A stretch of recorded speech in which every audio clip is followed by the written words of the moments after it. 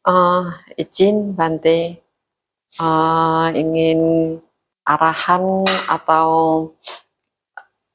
masukan Bante. Gimana sih Bante caranya kalau kita em, menyikapi sesuatu itu dengan orang di sekitar kita?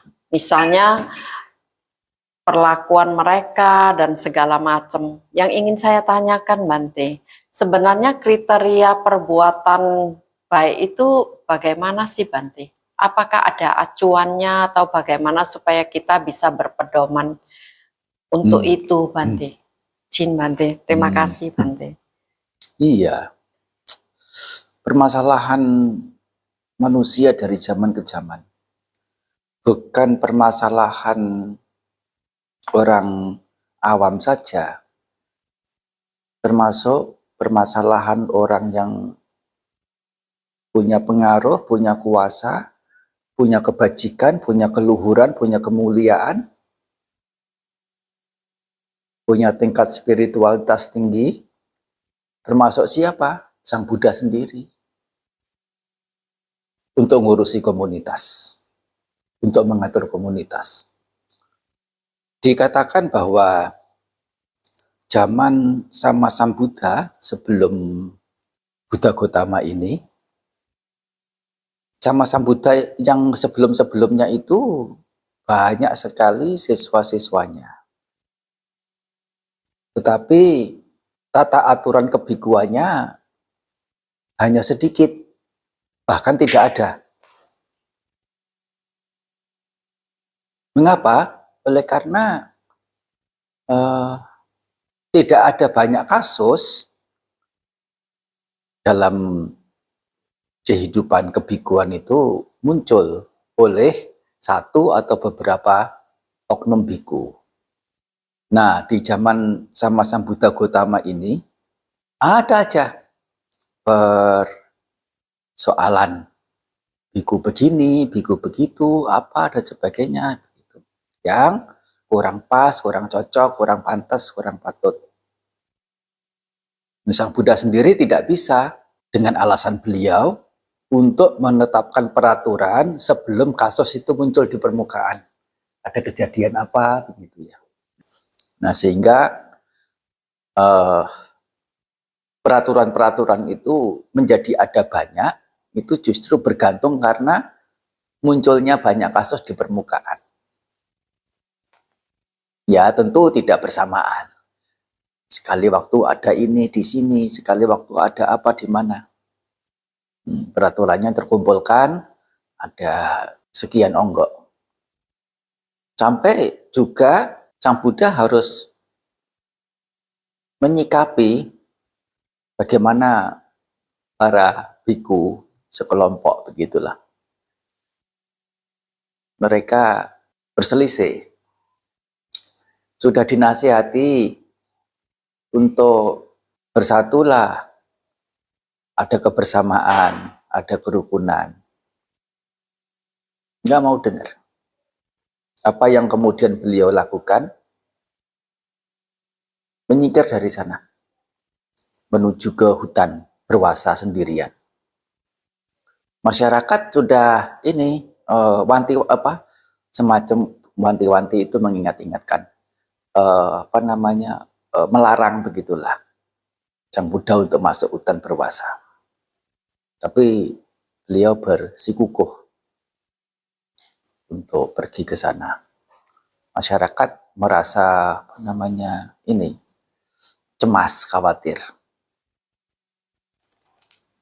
Nah, baru kemudian dengar belakangan bahwa Sang Buddha berwasa di hutan itu, hutan Palileyaka namanya.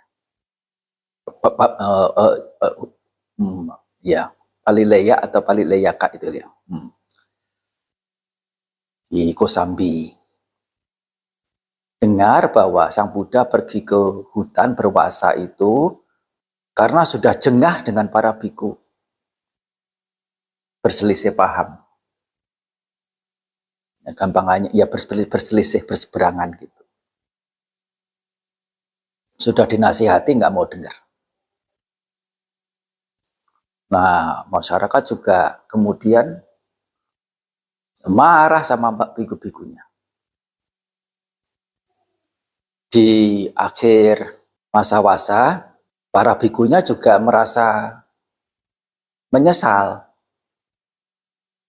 telah membuat beliau Sang Buddha bersikap sedemikian rupa.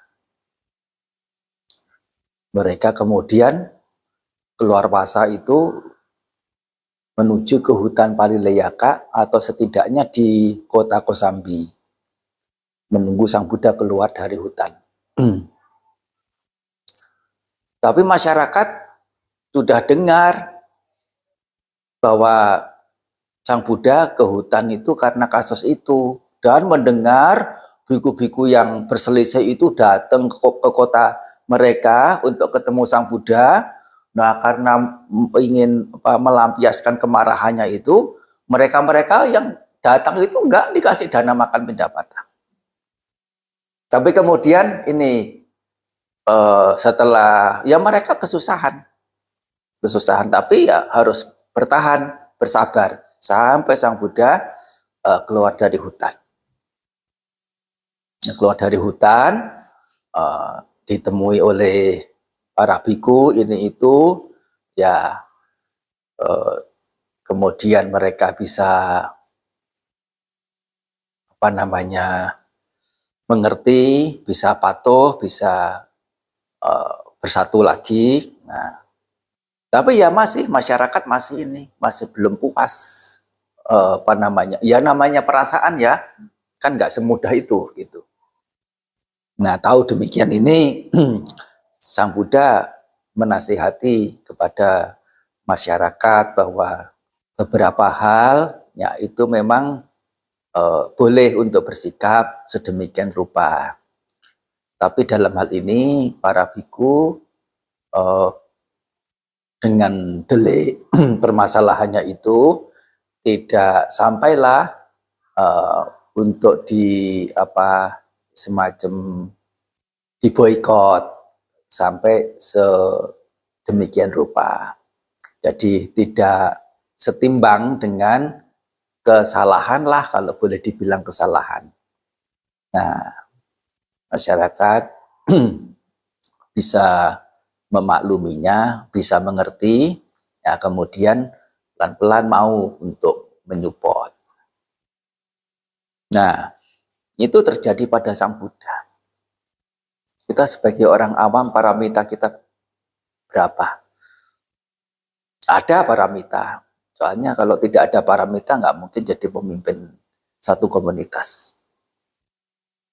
Tapi kan sifatnya relatif, dan setinggi-tingginya paramita selalu ada permasalahan dan punya potensi untuk digulingkan. Kaisar-kaisar Cina, kaisar manapun termasuk Eropa atau raja-raja Jawa di Nusantara, ya digulingkan itu adalah hal yang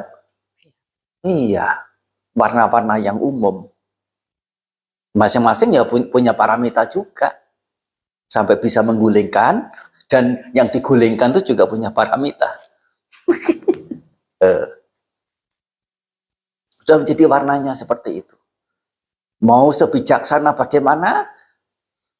Susah.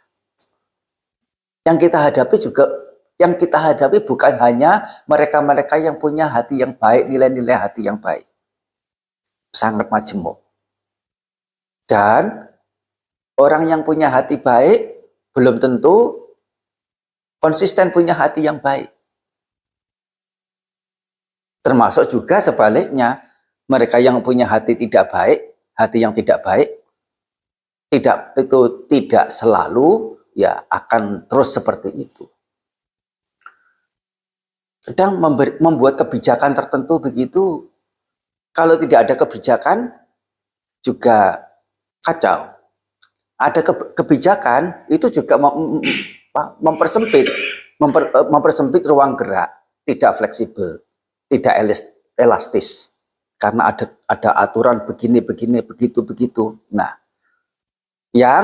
yaitu variabel yang ada di masyarakat itu terlalu kompleks, terlalu majemuk, Sehingga tidak bisa dengan hanya diberlakukannya kebijakan-kebijakan tertentu saja, tidak mencakupi semuanya.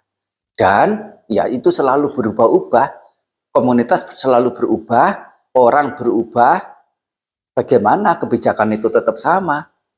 Itu loh permasalahannya. Tidak dibuat kebijakan juga susah. Dibuat juga tidak selalu bisa mewadahi secara keseluruhan, menyeluruh. Jadi ya kita hanya bisa berupaya untuk melakukan hal yang baik dengan cara yang terbaik.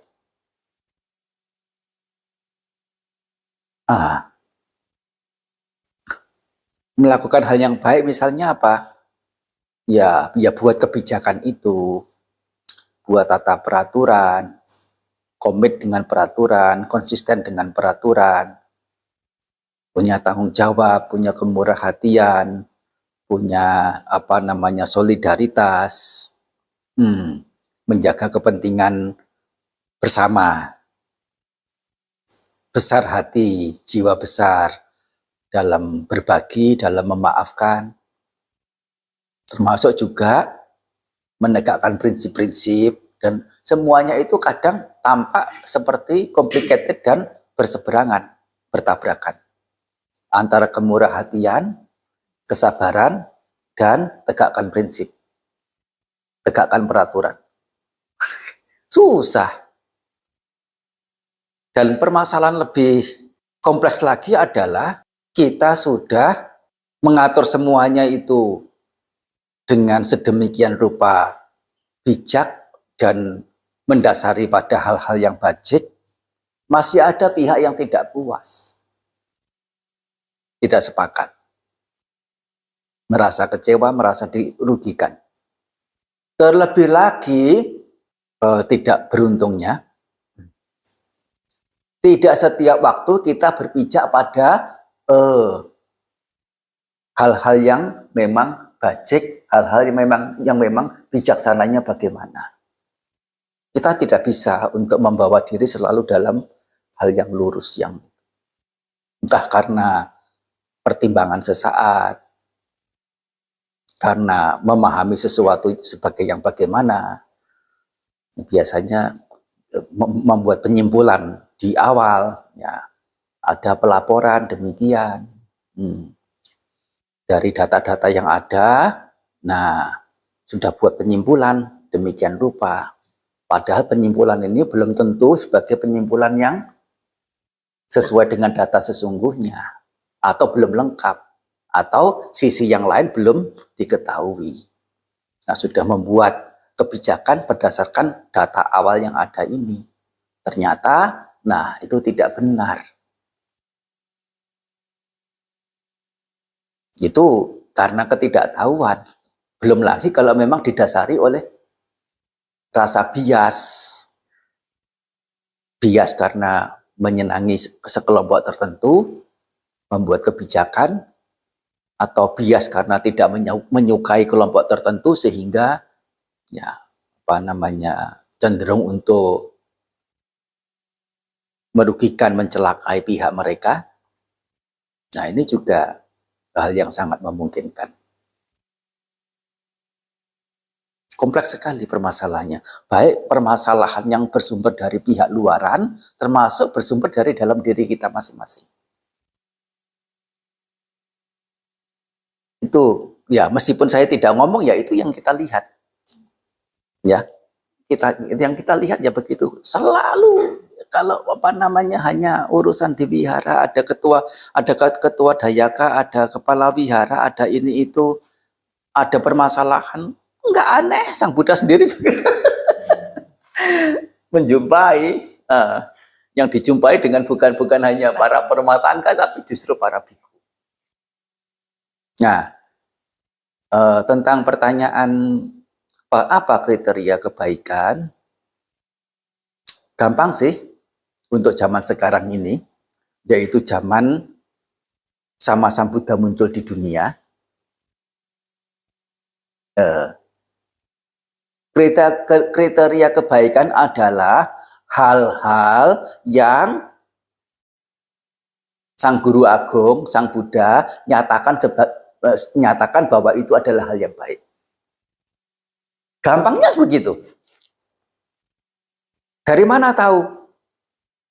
Dari pustaka suci, Tipitaka. Apa yang Sang Buddha katakan baik, itulah yang memang baik. Tidak usah diragukan lagi. Terlepas kita paham atau tidak paham bahwa itu adalah hal yang baik. Terlepas dari kita menyetujui itu baik ataukah tidak baik. Terlepas dari kita menginginkan atau tidak menginginkan. Kalau memang itu baik, ya itu adalah kebaikan. Termasuk juga sebaliknya, hal tidak baik bagaimana? Ya adalah hal-hal yang Sang Buddha tunjuk sebagai hal yang tidak baik. Gampang sekali. Dengan kriteria yang sama juga, terlepas dari kita tahu tidak tahu, paham tidak paham, setuju tidak setuju, menginginkan tidak menginginkan. Itu aja dulu kriterianya.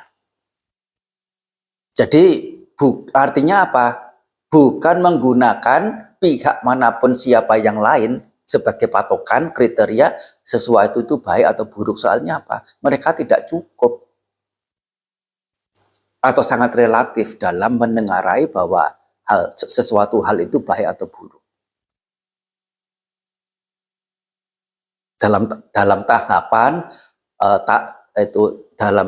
dalam jenjang tertentu masih bisalah untuk menentukan ya, sesuatu itu baik atau buruk secara benarnya. Tapi tidak semuanya.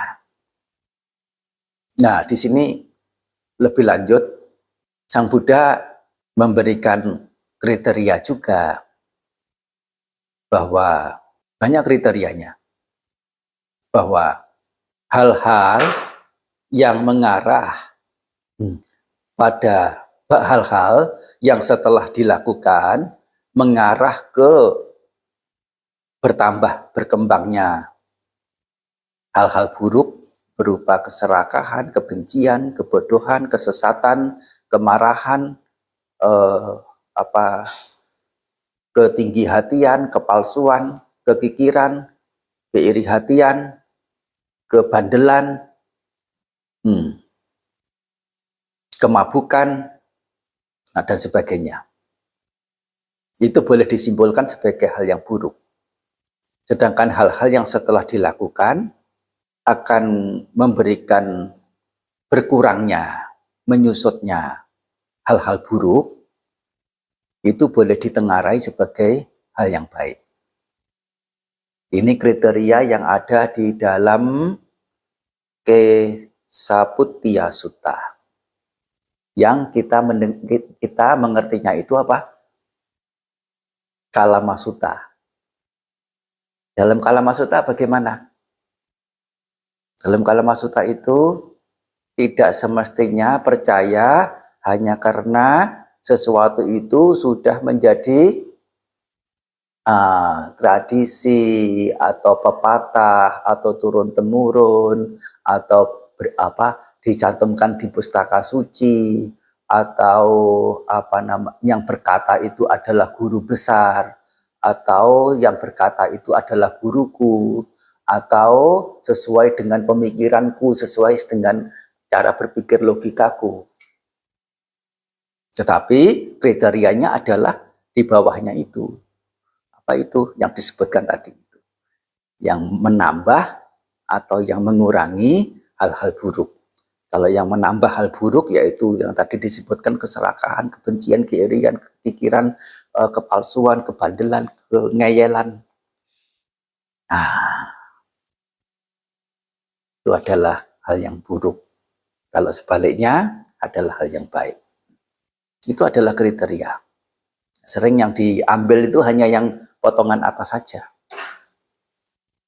Jangan menjadi percaya hanya karena itu sudah menjadi ini, ya ini. Selesai sampai di situ. Terus mau percaya apa? Percaya siapa? Apa yang menjadi patokan? Justru yang bawah itu yang paling penting dihilangkan gitu. Itu yang menjadi kriterianya yang di bawah itu, bukan yang di atasnya. Itu hanya pengantar saja untuk menuju pada premis yang di bawah.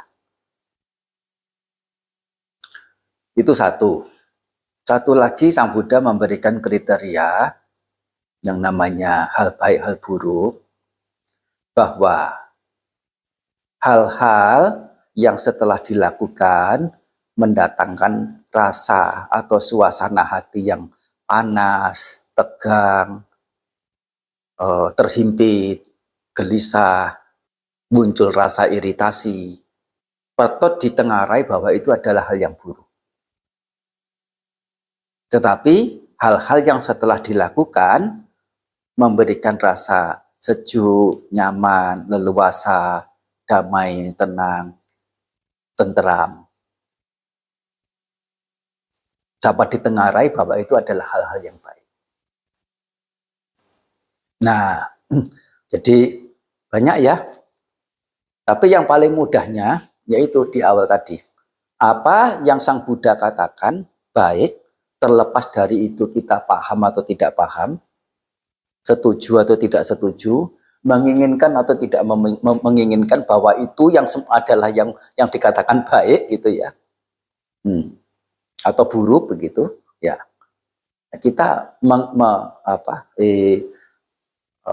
patut memegangnya sesuai dengan yang Sang Buddha tunjukkan tersebut, sebagai hal yang baik atau sebagai hal yang buruk.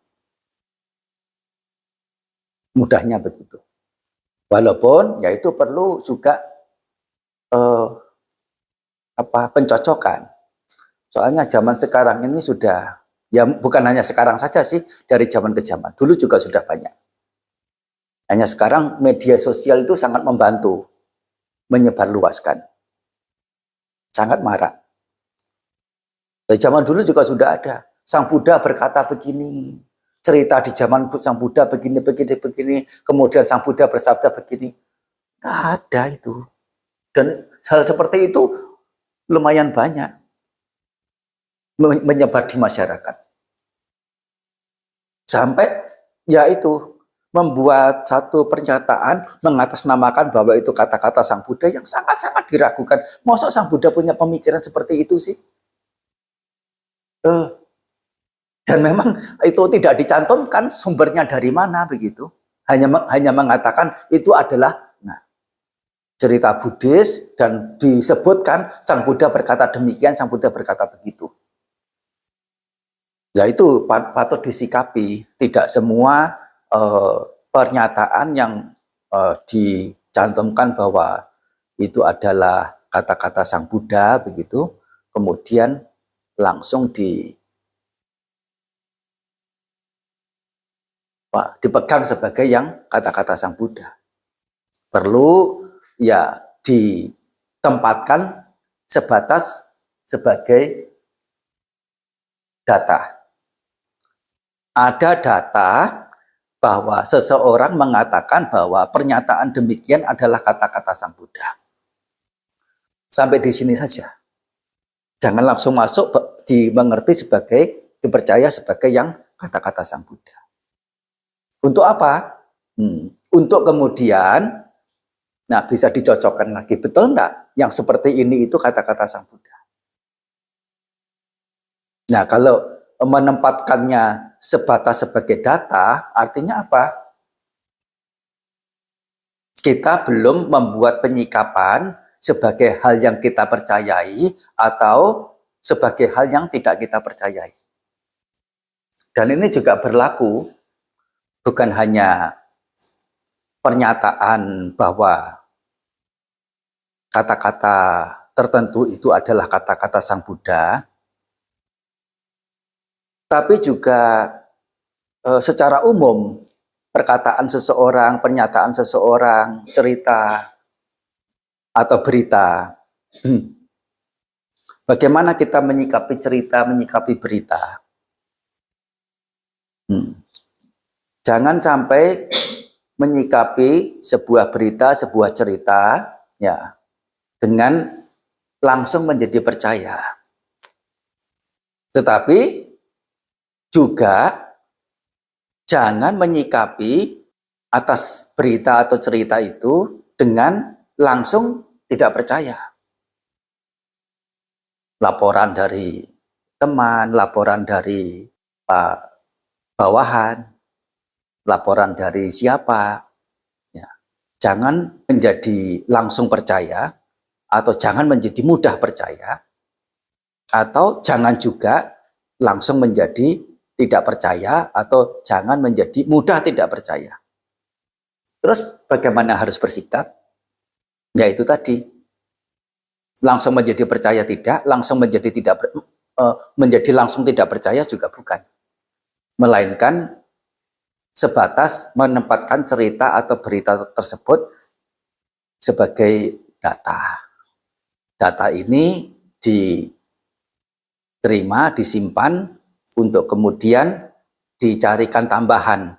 Ada berita, ada cerita, ada data yang menguatkan atau yang melemahkan data yang sudah diterima. Sejauh yang bisa diselidik, ya lewat ya berbagai macam cara.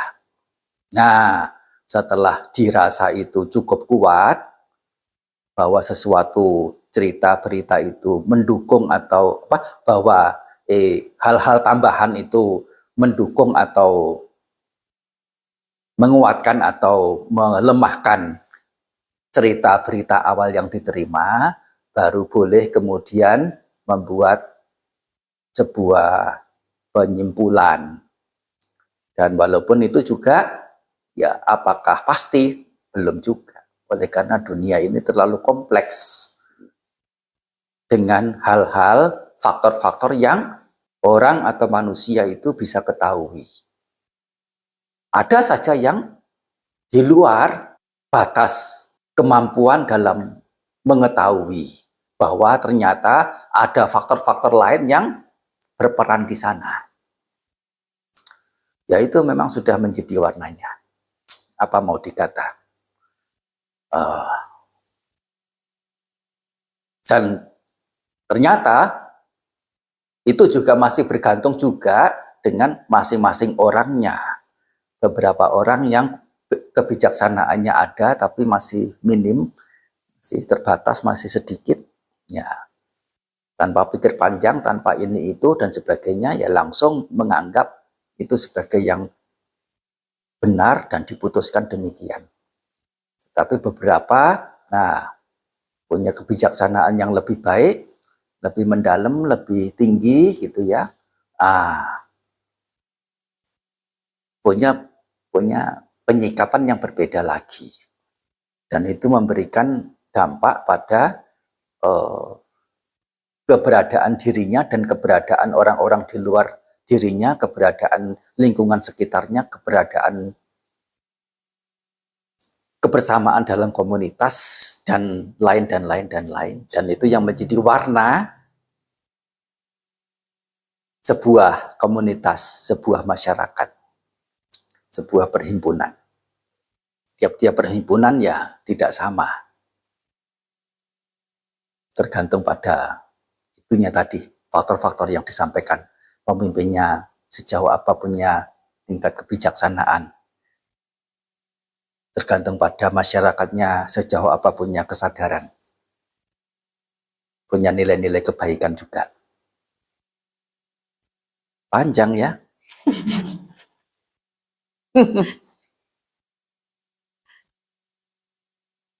Cukup ya, satu pertanyaan saja dulu. Nanti belakangan datang siap-siap pertanyaan. Terima kasih Bante. Ya, Anumodhana.